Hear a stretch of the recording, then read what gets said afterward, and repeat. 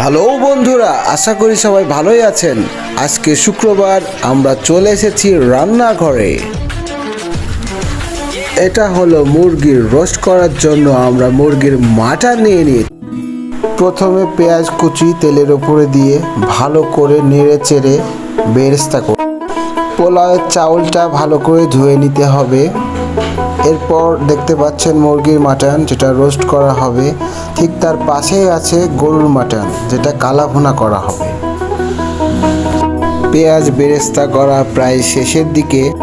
রোস্টের জন্য নিয়ে নিয়েছি রাঁধুনি রেডি মিক্স রোস্ট মশলা দেখতে পাচ্ছেন, আর চাউলের জন্য নিয়েছি চাষি সুগন্ধি চিনি গুঁড়া চাউল।